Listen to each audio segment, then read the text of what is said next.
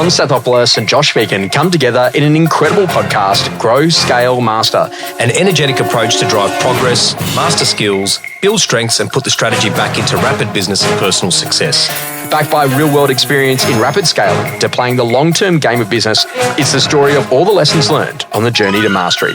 Be inspired, renew your energy and chase the future with Grow, Scale, Master.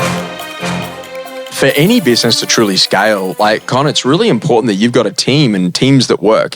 And I think that one of the really early ways of explaining this was talking to people about, a cafe. And, okay, great, you walk into a cafe, what have they got? They've got a barista and they've got somebody who's out the back who's a chef and they've got someone out the front who's waiting the tables. And I don't run a cafe, but I've seen those roles and it seems to work pretty well. And we've all gone to a business where ultimately it's only one person on and they're trying to make the coffee and they're trying to cut the cake and they're trying to run the chef and they're trying to take the order from the Jack of all trades, master of none, right? And so when you think about this, about teams that work, what are some of the lessons and insights you've got on this? I think, I love watching sport. Yeah. And you see that the best teams that perform at their peak is everyone has a very clearly defined role. Yeah. They know exactly what the mission is. They know exactly how to get there. They know what role that they play. And the important part is that they all communicate. Mm-hmm. So the best real estate teams that I've seen, and I'd like to think that some of our businesses are, some of the best in the country, is very clear clarity on what the goal is and then breaking it down into actionable parts. Okay, so if you go to think about that, the bigger the dream, the bigger the team. Right, so starting to think about, so if you want to do 2 or 3 transactions a year, it's just you. Yeah. You want to do 20 or 30, it's just you, but 50 or 100 or 200 plus, 250, then it's going to be you and a few others. Correct. And so this is about really letting go and being in that position to go and make it happen. So what are there unique things? There's the Fibonacci sequence, right? Of 1 + 1 is 2 and 2 and 1 is 3 and 3 and 2 is 5 and 5 and 3 is 8 and 8 and 5 is then 13 and it goes its way up. And so the basic idea is that it's saying that those numbers, that's why it works. Right. So literally a team of 1 works, a team of 2 works, a team of 3 works, 4's awkward, 5's great. Yeah. So then, and it just starts work, but between 5, 6 and 7's not right, but 8 really works. And at 13, and you start to think about the scaling. And when you look at successful franchises and you look at successful businesses and you look at successful sales agents, it really is there.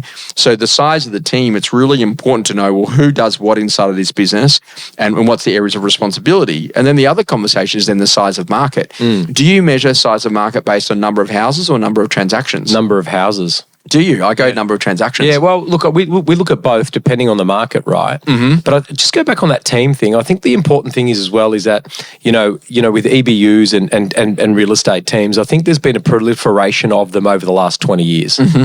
And they absolutely are an enabler for scale and growth. Mm-hmm. However, I've seen teams that do 50 transactions, there's 5 people. Yes. There is a balancing point or a tipping point where it doesn't become profitable or it doesn't become productive or ineffective. Yeah. And I think what we've actually got to go back first is who's teaching people how to lead people. Yeah. Right? So, yes, I must get an associate, a red or a blue for those, admin or sales or something, kind of purple that blends them in together. Mm-hmm. But I think what we've got to look at first is how do we get clarity on the roles? How do we get clarity on the vision? How do we get clarity on how we lead these people, how we keep them accountable? And accountable is not a bad word, just in terms of keeping them accountable to measure what we're actually asking them to produce. Mm-hmm. And are we actually getting a return on our investment of time and capital? Mm-hmm. And then we can start going into total addressable market, number of dwellings, houses, units, transactional data, all that type of stuff. I think it's important. But I look at, let's pick Castle Hill. Mm-hmm. Castle Hill is a $1.2 billion gross volume turnover market, 700 plus transactions per annum. That's a big market, right? Mm-hmm. That's probably the size of Sydney CBD. Mm-hmm. So for us in our market, we should probably have 4 or 5 agents in that one core area. Mm-hmm. Now, when we look at team, we're looking at the structure of the team, we're looking at the culture of the team, we're looking at the roles and whatnot. I think it's really important to get really clear on what you're trying to achieve. So I love that because it leads to our next point. And I think that, Turn the Ship Around, David Marquette was a phenomenal book on this about 3, basic concepts. It's about intent, organisational clarity, and then technical competence. There you go. So the intent. So who do we intend to be? Correct. Which market do we intend to own? Spot We're on. not here to take part. We're here to take over. Right? And then You've had too many acai bowls. so then once you go with intent, then organisational clarity, how do we do that? Correct. So are you listing houses? Am I listing units? Are you listing sub $1 million? I'm listing Spot over on. $1 million. Yeah. Like what are we doing? Do we list together or not? Who do we have inside of the team? How does that work? So the intent leads to organisational clarity, and then the next one after that is then what we got to call technical competence. Yes. So, okay, great. So now I've got Con in the role. How good is he at generating the lead? How good is he at winning the listing? I reckon that's one of the biggest gaps, Josh, is who's testing for competency. Yeah, sure. Like we want to get a sales associate on that wants to, go and prospect. Yeah. Have we actually, done a door knock or actually listened to them on the phone call, doing an OFI callback or trying to prospect? And what happens is mostly they do the calls in the boardroom. That's exactly right. Or they're walking around the car park or whatever. I think teams are such a critical part of any business. Real estate, doesn't matter. The cafe, our local cafe, they have got it down pat. So there's someone that's taking the order, there is someone on the coffee machine, there's someone doing the milk, and then there's someone also doing all the pastries and the stuff that's very easy and quick, right? Yes, yeah. So this is about putting the thought to make sure you actually can deliver what you're trying to achieve, right? And so inside of a business, I go, okay, well, and I hear that, I go, okay, well, wouldn't you just have a directions meeting at the start of every day? Well, we do because we stole your stuff. Yeah, but you look at that and go, okay, the restaurant says, hey, tonight we've got the steak frites and we've got the XYZ. They're really clear on that. And it's amazing how many businesses, we're not clear about what time we turn up. It's start whenever you want. It's like sometimes it's 8 o'clock, other people are 9:15, other people in the office at 6:45 a.m. Like we don't have a meeting. It's not a stand-up We don't have an agenda. No one's clear about who's going to run the meeting. Correct. Or someone's going to phone in. Someone's Usually- going to Zoom in. Yeah, or someone's going to croissant in. Yeah, you're right. And so like that sloppiness is the thing that actually causes the business not to function. Yes. Now, I was working with someone today, and it was interesting. If you think about how do we go to make the week work, and that's a really important foundational idea, because to make the team work, one of the things that you could do is to say, okay, I'm going to manage risk. Now, if you think inside of any business, like in particular as a salesperson, okay, Mondays we're going to go, who are our best buyers right now? Because not having buyers is a problem. Okay, great. Then on Tuesdays, who are our best sellers right now? Because not having sellers, that's also a problem. And then Wednesday, is it literally, that's important. That's a listing review to make sure the existing listings are on track to selling. Yeah. So if you have a look at that and you were very clear about that, on Mondays we work buyers, Tuesdays we work sellers, Wednesday we have a look at all of our current listings, and all of a sudden, now you would be in a position that you can make the week work because you're very, very clear about getting Monday, Tuesday, Wednesday right. That's called an ideal week, right? Well, if you're averse to that, it's actually about like managing risk. Yeah. But knowing that this is what you do on very specific days, not hours or minutes. Yeah, or yeah, I get that. Some people got PTSD when you say that too. Yeah, really? I don't. Yeah, I think I actually took that from you. Like I got rid of it. Did you really? Yeah, because like literally ideal week means that, well, it's nothing's ideal, Well, no, mate. Are you in an ideal relationship? I think it's probably the ideal car? I've got an ideal relationship. My wife. But I'm talking about like putting that structure, the discipline around, like the daily direction, mate, that's a no-brainer. Yes. If you're running a team, there are so many moving parts, right, for every transaction. Yes. And just think about, catching the bouncing ball. Who did we appraise 3 days ago that needs a follow-up? What's a nurture point? What's a touch point? Who needs a pre-settlement inspection or a gift at settlement or whatever it might be? You must do a daily directions meeting, and it must be a meeting that's in your calendar. Yes. Just like an open home or an auction would be. Nothing that you can reschedule, right? And so then when you go and you have a look at this about like what brings teams undone is like the financials. What do you mean? Like, people not knowing how to pay people. Oh, right, yeah. Being too generous. Yeah. Not being generous enough. Not making sure people are financially successful. Not paying their super. Hey. But you start thinking about that and what do I pay? And how does that work? And this is the whole thing. Why is there like a lack of transparency to say, hey, this is what a level 1, a level 2, a level 3 agent is going to get paid, and this is actually how it works. So there's not this, Because no one's taken the time, mate, to document what it looks like, when you should put on an associate or someone in your team, and what you should pay them, and what a level 1, level 2, level 3 looks like, and what are the milestones to achieve that. So then you've got organisational fuzziness. So people then get disillusioned, go, how am I going to grow here? Where's my learning and development pathway? Where's my career development plan? How do I actually earn some more cash? It's important. And so this is interesting because a lot of people are not unlocked. And I kind of love that, about letting people grow. And, sometimes in an organization, someone says, these people left the business. And I always go, okay, great. And where did they go to?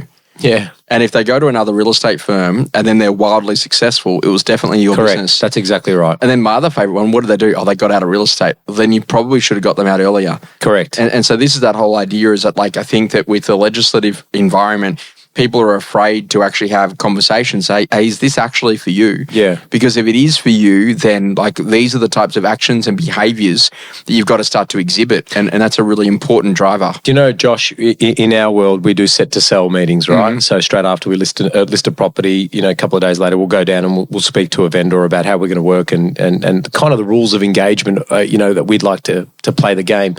It's exactly the same when you're onboarding your team. It's, hey, this is the milestones. This is when we meet. There's the calendar invite every week. Here's how we track your numbers, your calls, connects, BAPs, maps, laps, all that type of stuff.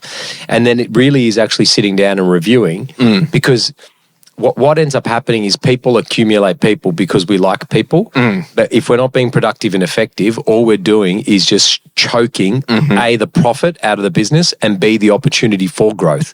So it completely goes against everything that you're trying to achieve, right? Experiences that rapidly shaped you. I was in a really interesting business forum, maybe in Phoenix, Arizona, about a decade ago. And I was talking a little bit about, where I was at and what I was doing and how I was growing the business. And this guy turned around to me and I'll never Clate Mask. And he said to me, he goes, man, it's incredible. He goes, you've got the Superman business model. Yeah, right. And I'm like, what's that? He goes, well, it's you do everything. And I was like, yeah, you're right. And he's like, so it's okay to do that. And you can be very, very lucrative. You can have incredibly profitable business, but you got to make a decision on what you want the end goal to be. Yep. And so he said, this is important. He goes, Superman business models are incredible for what you're doing, but you've just got to have that understanding literally about where are the points for scale. And so this is then, when we started to put in ideas like KJT, keep Josh talking, only do that, allow Kylie to do her piece, allow the rest of the team to do their piece. It's a really important part. And every single time that you find yourself meddling in a role that's not your job role, you're actually preventing someone else from A, doing that role. Yes. And B, you're also preventing someone from learning whether or not that role's right for them. So if you have to keep on coming in to fix it or to save them or to prevent them from failing, what you're actually doing is you're not really helping them to be long-term successful. So identify if you are the key rainmaker inside of your business, it's actually okay, but stay rainmaking. Yeah, I totally agree. It's a very important foundational driver. So for you might have a non-revenue role around, making a listing or a sale. Yeah. But you definitely have a role around growing overall revenue and growing saleable value for the business on behalf of your shareholders. Correct. So you've got an executive role that literally where it is about the performance and the uplift and the motivation and the momentum that you can create, for that wild ride that you're on. Correct. Something along the similar thread with that is we're coming to the end of the financial year. Just the importance of reflection. Yes. The importance of working out, hey, just first of all, can you acknowledge and have a bit of self-care and a bit of self-love about what you've achieved? Yes. So the acknowledgement that, whether you had a good year or a bad year, an indifferent year, it doesn't matter. Just well done for turning up. Yes. Then secondly, actually going and doing a deep dive on yourself. Yes. What worked, what didn't, what could I have done better, what's no longer serving me that I need to let go of, what skills do I need to, kind of go out and accumulate? Acquire. Yeah, exactly. Develop. Yeah. That's right. And I think we're going through that period right now. It's so interesting to see our year 1 to our year 5. Yes. And the differences with that. And I really encourage people to go and do that reflection piece because there's a lot of lessons sitting there. Yeah, I would say that. Kylie and I had a look at this the other day that, 2016 was an incredible year. 2019 was a phenomenal year for us. And we would say right now that 2025 is the best year ever. There you go. And it's not just based on revenue. It's based on the feeling. It's based on the opportunity. It's based on what organisational maturity, yada, yada, the yada. systemisation inside of the business, that things are just clicking and flowing. Yeah. And so this is a really good strategic audit to do. What are the broken systems? Yep. What's working really well? Yep. What strengths have we got that we should leverage? What are the strengths we need to develop? Yes. And then for a sales agent, average sale price, volume and fee. Yep. What's the specific strategic components that we're going to choose to drive each of those? Spot on.